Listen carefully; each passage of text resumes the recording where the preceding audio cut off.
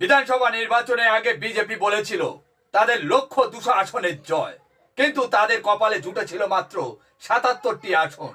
এরপর 24 লোকসভা ভোটে বিজেপি শীর্ষ নেতারা বলেছিলেন 35টা আসন পাবেন, কিন্তু জুটেছিল মাত্র 12টি আসন। এখন মতুয়াগড়ে 3 লক্ষ সদস্য পদ গ্রহণ করতে গিয়ে মাত্র 25,000-এ থমকে গেছে বিজেপির রথ। কেন এরকম হাল বিজেপি তা দেখে নিন।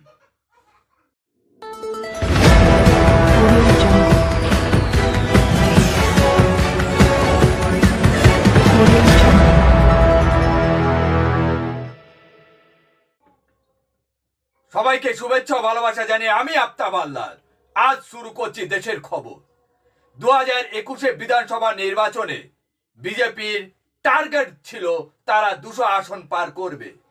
এই রকম সমীক্ষার রিপোর্ট সামনে এসেছিল। তামাম বড় বড় টিভি চ্যানেল বলতে যাদের বোঝানো হয়, সব টিভি চ্যানেলের কম বেশি একই বক্তব্য ছিল, 2021-এ পশ্চিমবঙ্গে বিজেপি ক্ষমতায় আসছে। কিন্তু আলটিমেট আমরা কি দেখলাম? বিজেপির রথ থমকে গিয়েছে মাত্র 77টি আসনে, তার মধ্যে আবার কমতে কমতে 59টি আসনে এসে দাঁড়িয়েছে। এরপর 2024-এ লোকসভা ভোটে বিজেপির দিল্লির নেতারা এসে বলেছিলেন 42টা আসনের মধ্যে বিজেপি 30 থেকে 35টা আসন পাবে, কিন্তু আমরা কি দেখলাম? মাত্র 12টি আসনে থমকে গেছে বিজেপির রথযাত্রা। অর্থাৎ বিজেপির লক্ষ্য ও লক্ষ্য পূরণের মধ্যে আসমান জমিন ফারাক বঙ্গ বিজেপি। সেই তালিকায় আবার নতুন সংযোজন হলো মতুয়াগড়। বনগাঁ দলের সদস্য সংগ্রহ অভিযানে গিয়ে মুখ থুবড়ে পড়ল বিজেপি। গত সেপ্টেম্বরে 2 তারিখ থেকে রাজ্য জুড়ে শুরু হয়েছে বিজেপির সদস্য গ্রহণ পদের কর্মসূচি। বিজেপি দলের পক্ষ থেকে টার্গেট বেঁধে দেওয়া হয়েছিল বনগাঁয় 3 লক্ষেরও বেশি সদস্য গ্রহণ করতে হবে। এই কর্মসূচি চলবে 17ই নভেম্বর পর্যন্ত। এই লক্ষ্যে বিজেপির নিজস্ব পরিসংখ্যান বলছে 10ই নভেম্বর পর্যন্ত মাত্র 25,000 সদস্য সংগ্রহ হয়েছে। ফলে আর 7 দিনের মধ্যে বিজেপির লক্ষ্য পূরণ তো দূরের কথা, তার ধারের কাছে পৌঁছানো খুব দুষ্কর। এই বেহাল অবস্থায় মেনে নিচ্ছেন বিজেপির দলের অধিকাংশ নেতাকর্মীরা। এই সুযোগে তৃণমূল কটাক্ষ করতে ছাড়েনি। তৃণমূলের পক্ষ থেকে বলা হচ্ছে বিজেপির ভাওতাবাজি রাজনীতি ধরে ফেলেছে মানুষ। বঙ্গ বিজেপির ঘোর দুর্দিনে যে এলাকায় অক্সিজেন জুগিয়েছে তা হলো বনগাঁ অন্যতম। 2019-এ লোকসভা এবং 2021-এ বিধানসভা ভোটে এই বনগাঁ এলাকায় বিজেপির ভোট ব্যাংক অটুট ছিল। বিধানসভা নির্বাচনে মমতার প্রবল ঝড়েও বনগাঁ লোকসভায় অন্তর্গত 7টি বিধানসভার মধ্যে 6টিতে জয়ী হয় বিজেপি। আবার 2024-এ লোকসভা ভোটে রাজ্য জুড়ে তৃণমূলের জয় জয়কারের মধ্যে মতুয়াগড়ের মানুষের সমর্থন পেয়ে আবার পূর্ণ নির্বাচন হন শান্তনু ঠাকুর। আর তার কয়েক মাসের মধ্যে সেই বনগাঁ এলাকায় বিজেপি দলের এমন করুণ অবস্থা কেন?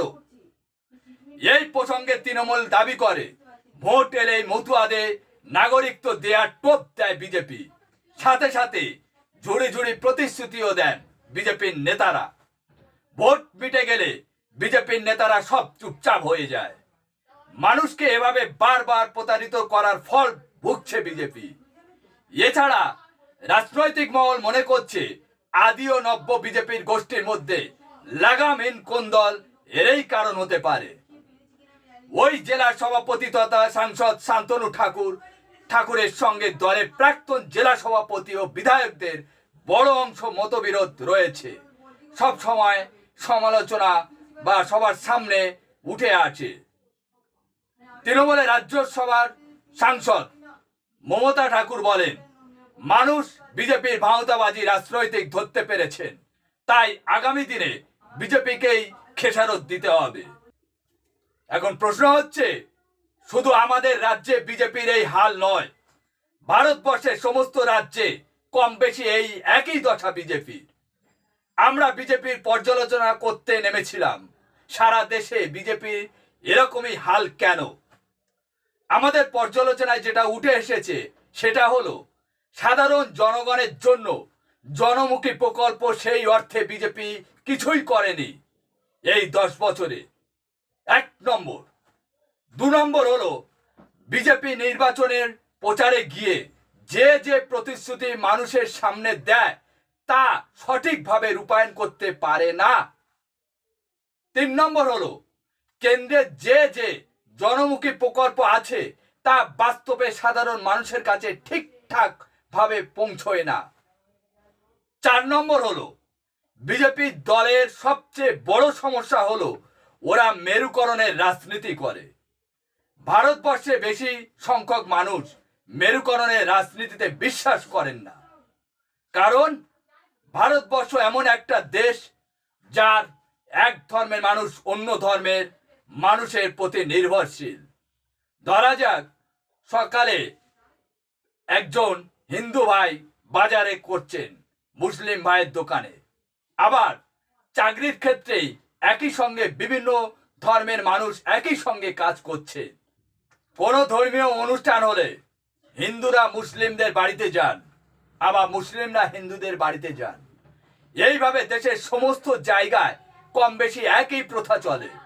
আবার গ্রামে গঞ্জে দেখবেন কোনো হিন্দু ভাই বিপদে পড়লে মুসলিম ভাইরা এগিয়ে আসেন, আবার মুসলিম ভাইরা বিপদে পড়লে হিন্দু ভাইরা এগিয়ে আসেন। এই বিভিন্ন ধর্মীয় মানুষদের মধ্যে যে পারস্পরিক সম্পর্ক রয়েছে তা বিজেপির পক্ষে বিচ্ছেদ করা সম্ভব? কখনোই না। তাই আমাদের দেশে মেরুকরণের রাজনীতি আগে চলেনি, আগামী দিনেও চলবে না। হ্যাঁ, তবে মানুষকে ভুল বুঝিয়ে কিন্তু কিছুদিন রাজত্ব করা যায়, কিন্তু বেশি দিন রাজত্ব করা যায় না। আমি ঠিক বললাম নাকি ভুল বললাম আপনারা কমেন্ট করে জানান। আজ এখানে শেষ করছি।